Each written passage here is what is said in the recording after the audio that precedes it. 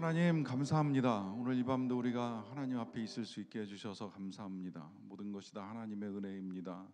그 은혜를 알기에 우리가 다 표현 못해도 주님께 찬양함으로 우리의 마음을 드러내고 또 말씀의 귀를 기울이며 또 기도하며 하나님을 찾습니다. 이 시간에도 임하셔서 우리 모두에게 말씀하여 주시고 들은 바 우리의 심령이 주님과 함께 우리의 처한 삶 속에서 주님의 뜻을 이루며 살게 하여 주시옵소서. 예수님의 이름으로 기도하옵나이다. 아멘. 오늘 함께 나누실 하나님 말씀은 사무엘하 22장 32절부터 41절까지 말씀입니다. 사무엘하 22장 32절부터 41절까지 말씀입니다. 32절부터 41절까지 말씀을 저와 여러분들이 한 절씩 교독하겠습니다. 여호와 외에 누가 하나님이며 우리 하나님 외에 누가 반석이냐. 하나님은 나의 견고한 요새시며 나를 안전한 곳으로 인도하시며 나의 발로 암사슴 발 같게 하시며 나를 나의 높은 곳에 세우시며 내 손을 가르쳐 싸우게 하시니 내 팔이 놋활을 당기도다. 주께서 또 주의 구원의 방패를 내게 주시며 주의 온유함이 나를 크게 하셨나이다. 내 걸음을 넓게 하셨고 내 발이 미끄러지지 아니하게 하셨나이다. 내가 내 원수를 뒤쫓아 멸하여 싸우며 그들을 무찌르기 전에는 돌이키지 아니하였나이다. 내가 그들을 무찔러 전멸시켰더니 그들이 내 발 아래에 엎드러지고 능히 일어나지 못하였나이다. 이는 주께서 내게 전쟁하게 하려고 능력으로 내게 띠우사 일어나 나를 치는 자를 내게 굴복하게 하셨사오며 주께서 또 내 원수들이 등을 내게로 향하게 하시고 내게 나를 미워하는 자를 끊어버리게 하셨음이니이다. 아멘. 우크라이나 전쟁이 아직 계속되고 있습니다. 한 1년 가까이 돼가고 있는 걸로 알고 있는데요. 전쟁이 오래되다 보니까 전쟁하는 나라들 입장에서는 이제 전쟁을 위한 이제 무기와 여러 물자들이 필요합니다. 이것을 이 우크라이나가 충분히 갖추고 있지 못하기 때문에 계속해서 그 나라 대통령 젤렌스키가 이제 여러 곳에 이 지원과 협력을 요청하는 것을 가끔 뉴스를 통해서 보게 됩니다. 그리고 이러한 이제 요청을 받게 된 나라들은 이제 요청한 대로 지원을 하기로 결정하는 데도 있고 또 결정하는 과정 중에 이제 시간이 걸리는 나라도 있고 또 요청한 대로 해줄 수 없다라고 하는 이제 뜻을 밝히는 나라도 있습니다. 제가 알기로 우리나라는 일단 그 직접적인 전쟁을 위한 무기들은 지원을 하지 않는 것으로 알고 있는데 여러 가지 이제 정치적 또 국제적 외교적 상황을 고려한 것이라고 생각을 합니다. 그러니까 이 요청 관계 속에서 이제 요청했다고 해서 모두가 다 쉽게 응낙을 하지 못하는 상황들도 있을 수 있다라고 하는 것을 이제 말씀을 드리는 것이고요.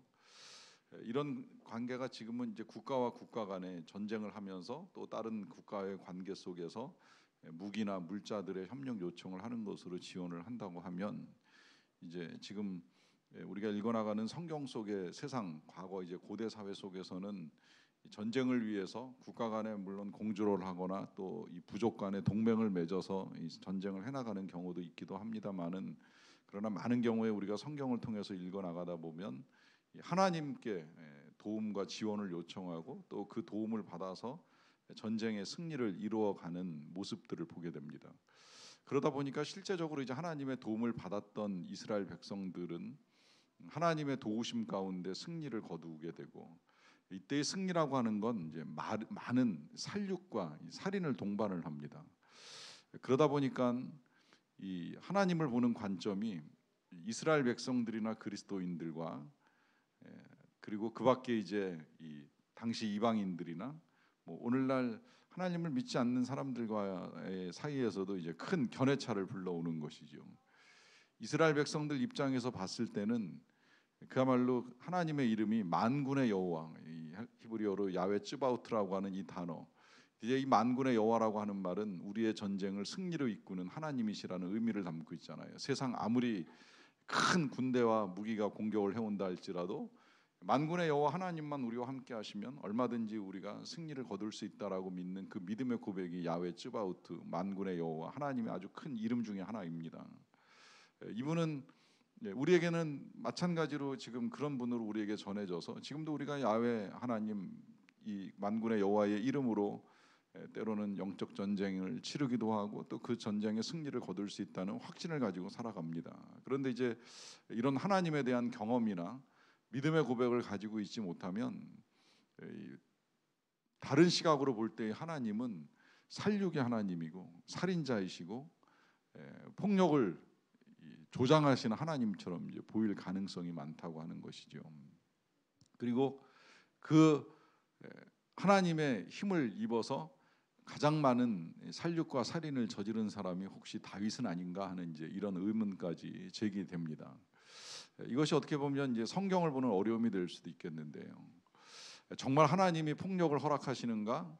또 전쟁을 기뻐하시는가? 그 전쟁 가운데 일어나는 살인과 살육을 받아들이시는가라고 하는 이런 이제 여러 가지 질문들이 제기가 됩니다. 어찌되었든 일단 이제 오늘 우리가 보는 본문은 그 전쟁을 바탕으로 한 시라고 할 수가 있겠고요. 이 시 속에서는 지금 다윗이 자신이 전쟁을 치르는 동안에 하나님께서 어떤 역할을 해주셨는가라고 하는 이제 풀이로 써내려 간다고 할 수가 있겠는데요. 먼저 32절이 이렇게 시작이 돼요. 여호와 외에 누가 하나님이냐. 이 여호와 외에 누가 하나님이냐라고 하는 이 고백 속에는 그야말로 이제 우리 하나님만이 그들의 전쟁을 승리로 이끌어 주실 수 있는 분이시지 다른 신들 당시 이 블레셋이나 혹은 가나안 땅에 유행했던 여러 신들은 결국은 아무 도움도 되지 않는 신이 아니냐 이제 이런 식의 이 조롱도 있고 또 하나님에 대한 귀한 믿음의 고백도 담겨 있다고 할 수가 있겠는데요. 문제는 이런 고백이 나온 배경에는 앞서 말씀드린 대로 전쟁이 동반되고 있었다라고 하는 거예요. 그래서 그 전쟁 속에서 지금 이 하나님에 대한 고백이 전쟁을 바탕으로 해서 지금 계속 열거되고 있는 거예요. 여기 지금 열거된 대로 뭐 누가 반석이냐 하면서 하나님은 나의 견고한 요새다, 나를 안전한 곳으로 인도하신다, 또 넘어가서 뭐 주는 구원의 방패시다라고 하는 이 표현은 다 전쟁과 관련된 표현들이잖아요. 이 표현이 그리고 또 여기서만 지금 처음 튀어나온 것이 아니라 지금 읽는 이 사무엘하 22장 처음 열 때에 제일 먼저 다윗이 시를 시작하면서 했던 고백이 하나님은 나의 반석이시요 나의 요새시요 나의 반석의 하나님이시요 높은 망대시요라고 하는 이 대부분의 표현들이 다 전쟁하고 관련된 표현들이에요. 여러분 한 번쯤 의문을 제기할 필요가 있지 않습니까? 의문이 생기지도 않습니까? 하나님은 싸움만 하시나 전쟁만 하시나 다윗에게 허락하신 은혜는 전쟁의 승리밖에 없나? 실은 생각해 보면 그 외의 것들도 얼마든지 많이 있을 텐데 여러분들이 알고 계신 하나님의 그 능력 있는 모습들은 꼭 전쟁터에서만 나타나는 건 아니잖아요. 하나님은 창조도 하시고 자비도 베풀고 긍휼도 베푸시고 은혜도 베푸시고 뭐 필요한 것도 공급하시고 하는 많은 일들을 하시는데 이 시는 지금 꼭 하나님이 전쟁터에서만 나타나시고 전쟁터에서만 일하시는 하나님처럼 보이는 이제 그런 시를 다윗이 써내려가고 있다라고 하는 거예요. 그리고 그런 하나님을 여기 지금 반석, 요새, 뭐 방패 이런 단어까지 사용하면서 쓰는 건 마치 하나님을 이제 전쟁 물자처럼 끌어내려 가지고 하나님이 막아주시고 피하게 해주시고 숨게 해주신다 이제 이런 생각을 하게 만들기도 하는 단어들을 지금 쓰고 있습니다. 그런데 뭐 이 정도 쓰고 끝나는 것이 아니라 이제 여기까지는 어떻게 보면 이제 방어하는 차원에서의 이 하나님이라고 이제 이해를 한다고 하면 그 다음에 이제 하나님에 대한 표현이 이제 조금 바뀌는 건 뭐냐면 34절 같은 경우에 보시면 나의 발로 암사슴 발같게 하시며 나를 나의 높은 곳에 세우신다라고 하는 이 표현을 통해서 다윗이 이제 피해 다닐 수 있게 만드는 이제 하나님의 모습을 그려주는 거예요.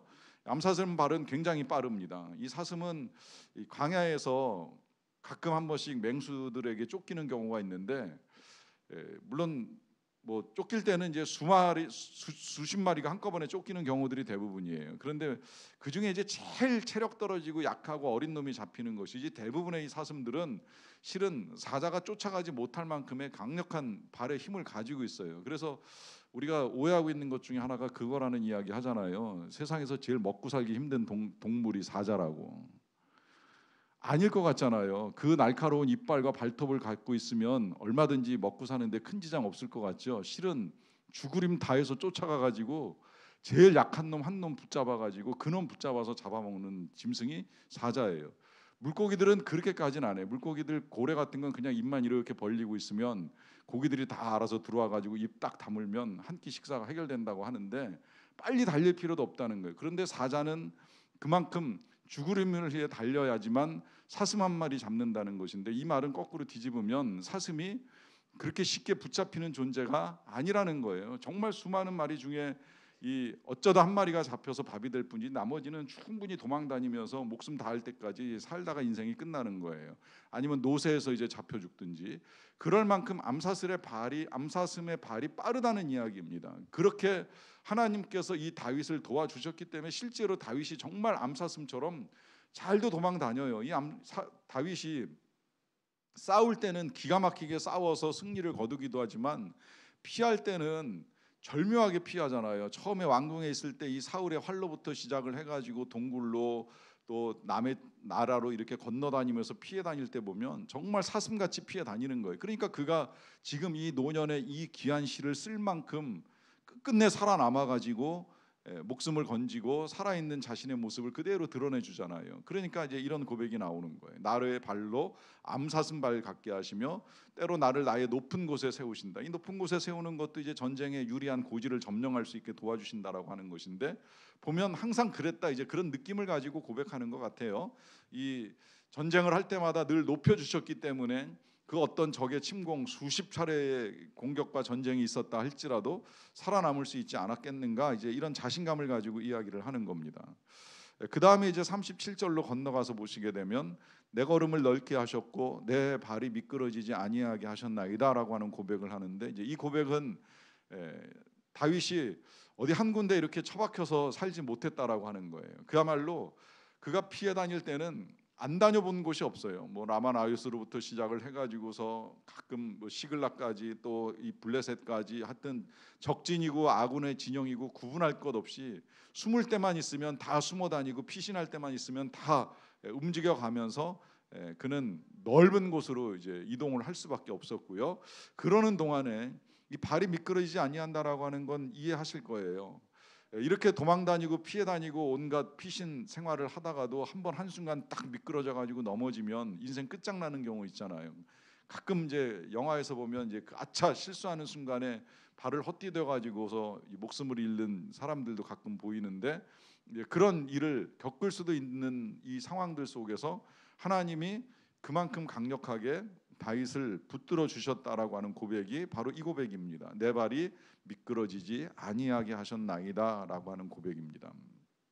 자, 이렇게 보면 여기까지는 그야말로 이제 다윗이 많은 어려움을 겪기 때문에 그 어려움 속에서 우리 하나님께서 계속 막아주시고 도와주시고 피하게 해주셨고 이 도망다니게 해주셨다, 이제 이런 것으로 볼 수가 있습니다. 뭐 여기까지는 그런 하나님이시라면 전쟁의 신 내지는 뭐 폭력의 하나님 이렇게 이야기가 어려운데, 문제는 이제 그 다음이에요.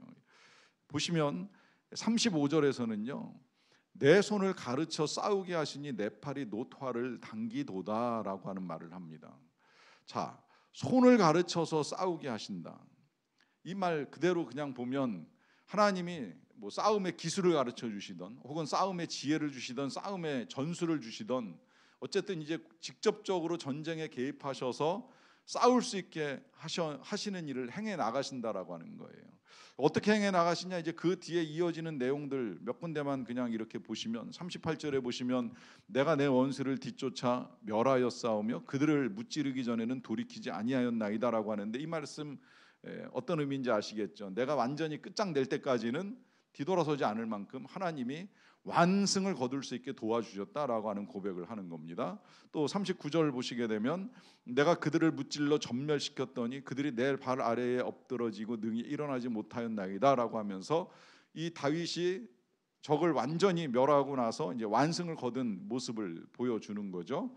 자, 그리고 이제 40절로 넘어가면 이는 주께서 내게 전쟁하게 하려고 능력으로 내게 띠띠우사 일어나를 치는 자를 내게 굴복하게 하셨다라고 하심으로, 이제 피해 다니고 도망 다니는 것으로만 끝나는 것이 아니라 적을 완전히 굴복시키는 일을 하는 데까지 하나님이 도와주셨고, 그 굴복을 시키는 데 있어서 하나님이 내게 전쟁하게 하셨다라고 하는 고백까지 하잖아요. 그러니까 이제 이런 구절들을 읽어 나가다 보면 하나님이 전쟁을 조장하시나?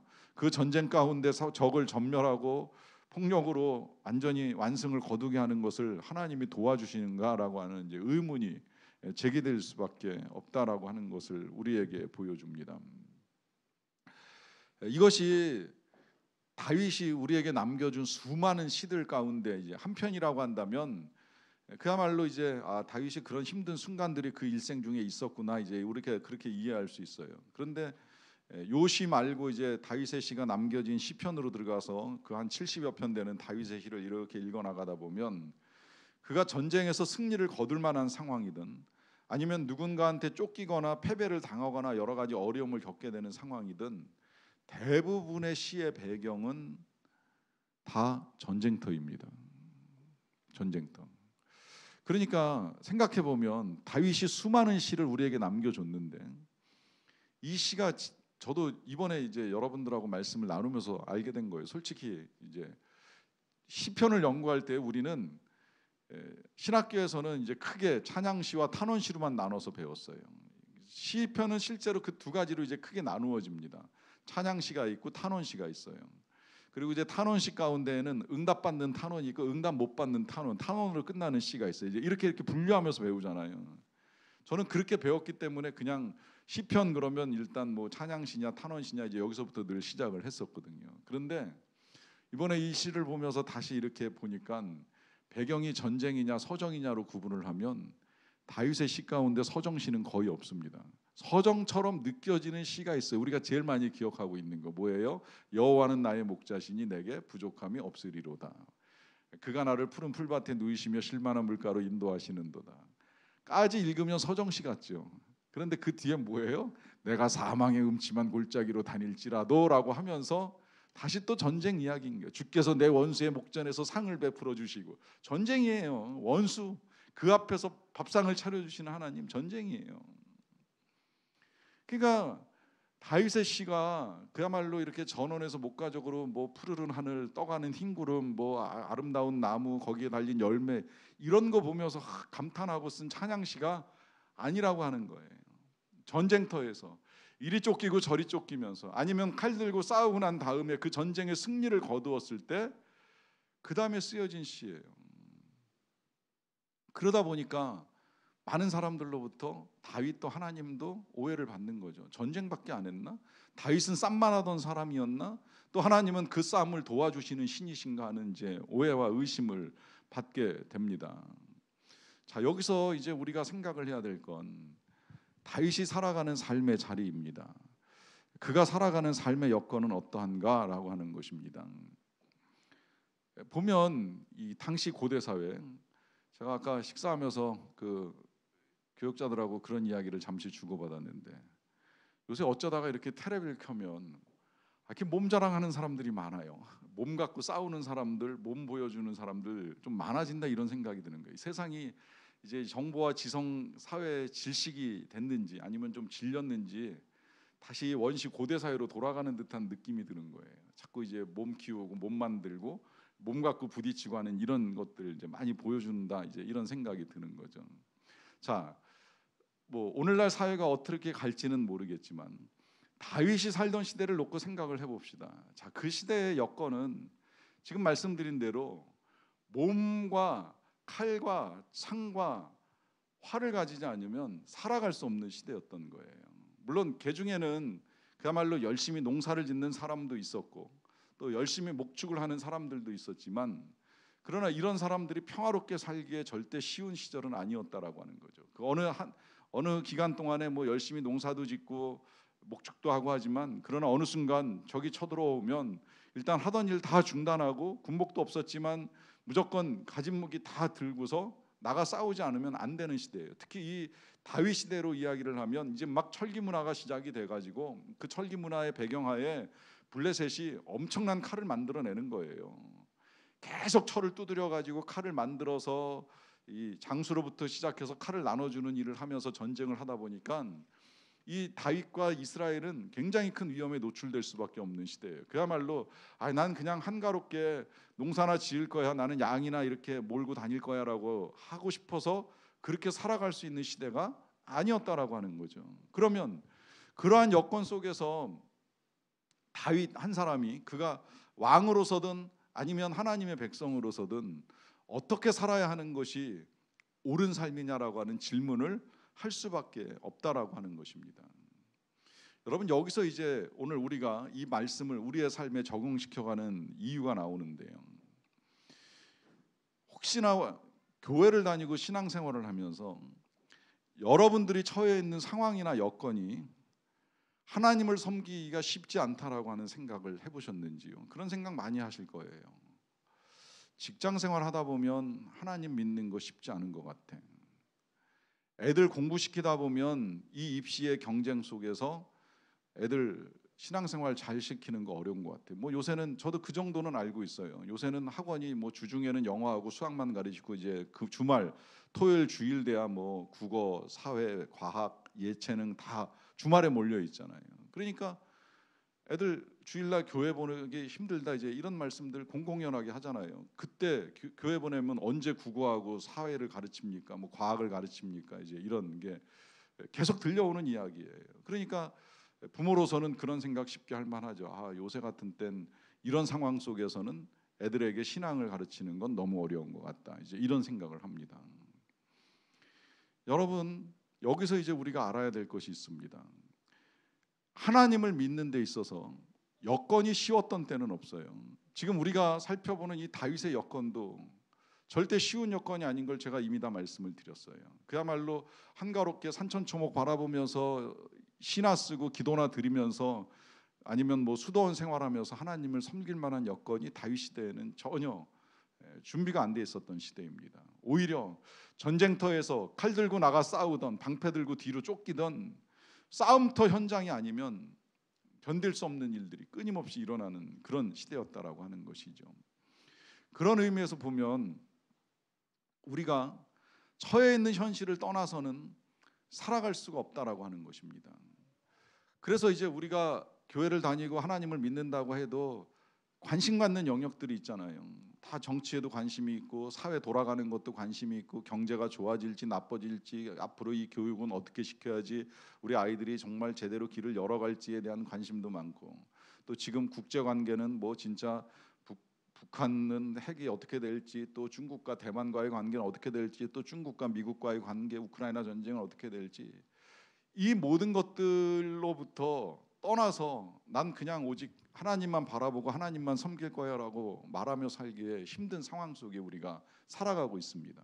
자, 그렇다고 한다면 그 상황 속에서 우리가 어떻게 살아야 되는가라고 하는 이 질문 앞에 오늘 다윗이 우리에게 아주 중요한 답을 주고 있습니다. 먼저는 이 다윗이 이 여건 속에서 지금 그가 처해 있는 여건은 굉장한 폭력과 전쟁, 거기 더하기 이 블레셋 문화가요, 이 가나안 땅의 문화죠. 가나안 땅의 전체 문화는 굉장히 음란한 성문화를 가지고 있어요.